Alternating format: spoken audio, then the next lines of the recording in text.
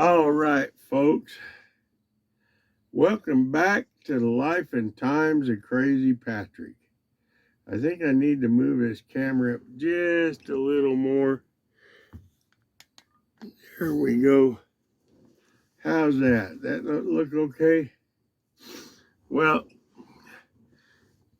it's almost 10 o'clock. And those of you that's been with me for a while know I have this rare form of cancer. It's called neuroendocrine cancer, and it gives off all kinds of weird hormones that make you very ill. Hold on for a second. Let me mess with this camera one more time.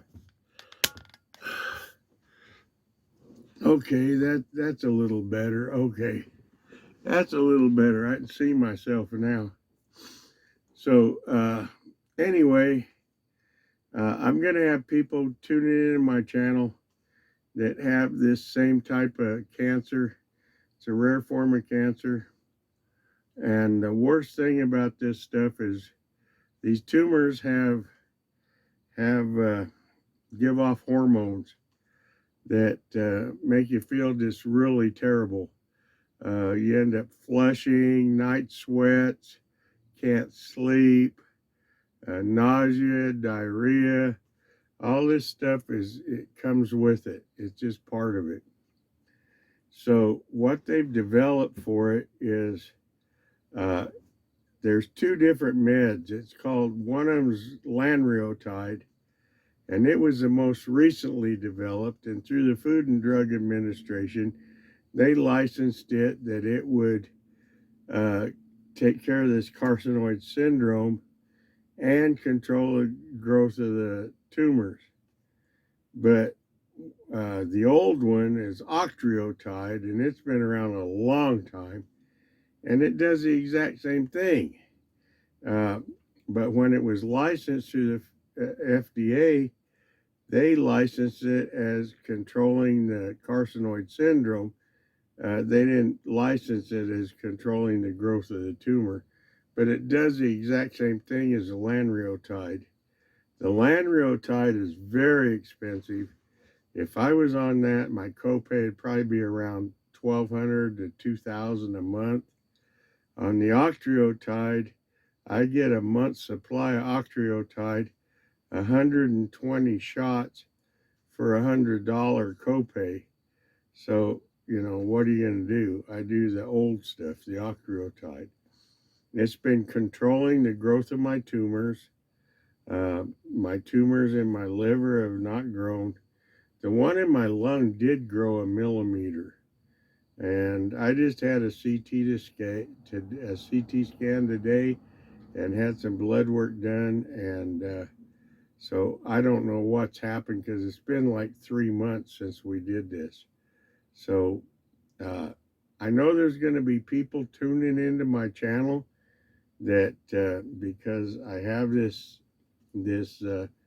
neuroendocrine cancer, and I have it posted so that people can find me.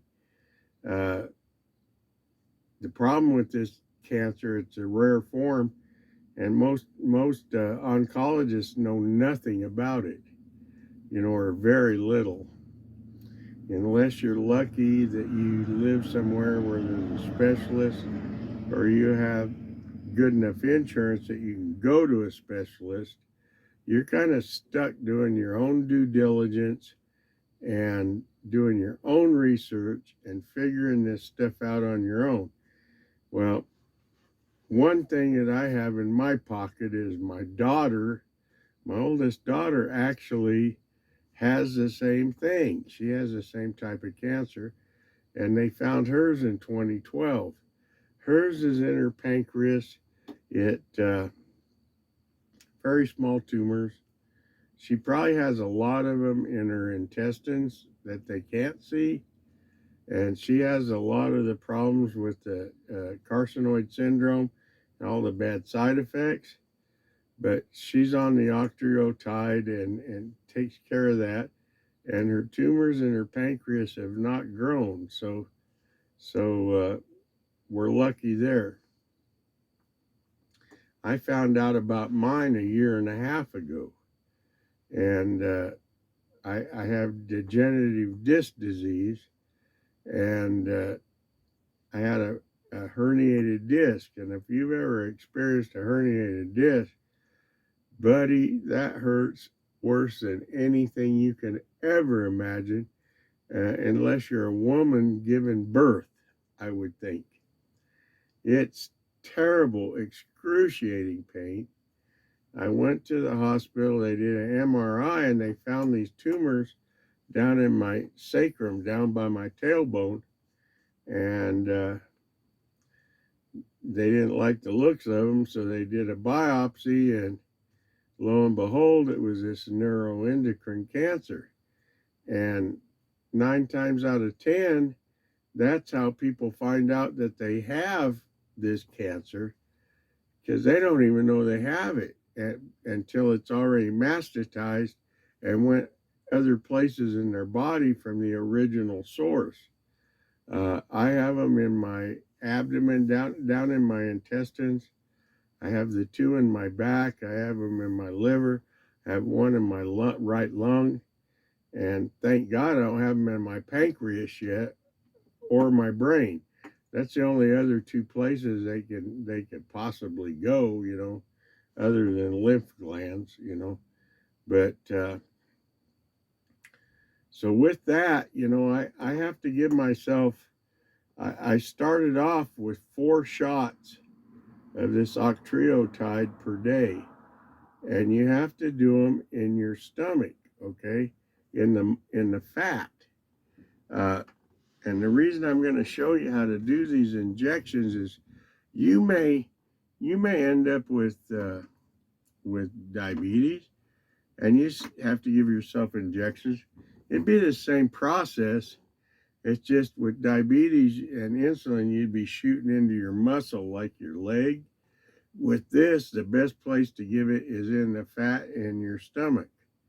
So I'm going to show you how I do this in case somebody, is tuning in with the same type of cancer and trying to figure out how to do these injections.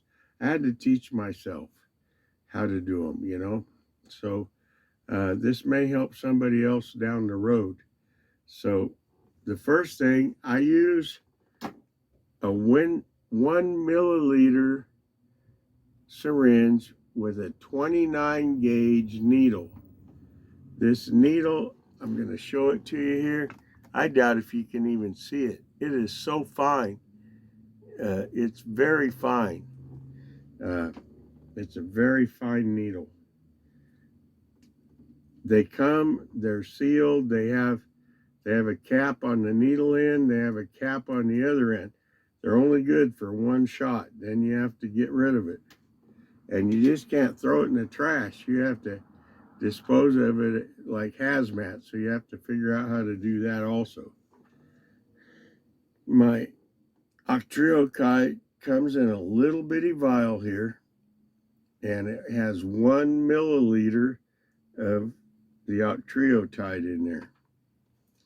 Then you're going to need these alcohol prep pads. They come 100 to a box, and they're about $3. There ain't nothing to them. The needles are about $21 or $2 100, and then my Octreotide, my copay on this with United Healthcare is $100. But $100 to stay alive and feel good, it's worth it, okay? So the first thing you want to do, if you have to give yourself these injections, even if you're going to give yourself insulin, you're going to do the same thing. You're going to need this pad. So you open it up, and I can do these probably in 5 minutes. If I wasn't trying to show you how to do it, less than 5 minutes. So here's your little alcohol pad that's in there. I just set it back on the package so it doesn't get contaminated. Then these vials, they have a little pop top on them. I don't know if you could hear that pop off. It's a little plastic cap that's on there that keeps it sealed. And on the top of this, you'll see that little rubber stopper. Okay, that's what you're going to stick the needle in. So the first thing you want to do is take this alcohol pad and you want to rub that on there to disinfect that little plastic or little rubber stopper. Then you're going to take the cap off your needle. Just set it down there. It may roll around. You might have to grab it. So you take your caps off. Then the next thing you want to do is suck the plunger back down. I take it all the way down. You want to fill that needle with air, okay? And then you take this needle and you stick it into this rubber stopper. Now I got to get to where I can see here a little bit. And you want to try to hit it right in the center. You're not always going to do that, but you want to hit it as close to the center as you can because that's where it's the thinnest. And the needle goes in very easily there. If you hit it kind of off to the side, it's thick and it will dull the needle. So you don't want to dull that needle down. You don't want to bend the needle if you can help it. These needles are very fine and they're easy to bend. And then you have to kind of, I don't know if you can see this, you kind of got to use your fingers here and kind of pull up on that so you don't have the whole needle in there because you want to get all that juice out of the bottom of the bottle. So then you start pulling the plunger back after you've stuck it in the bottle, and you try to keep it where you're getting everything out of the bottle because they barely put just enough in there. Okay, so you pull it back down past the 100 milliliter line. Then you can go ahead and take the bottle off. And then you want to look at it. Make sure there's no air in the needle. If there's air down here in the needle, you're going to have to thump it like that and get that air to go to the top. But if you use these needles that I get from Walgreens, the 1 milliliter 29 gauge needles, you're not going to get air in there. You're not going to have to fight that air. You're not going to have that problem. And then up at the top, you're going to see right up here, there's a little airspace in there. So you want to push that plunger up until a little of the juice comes out the needle.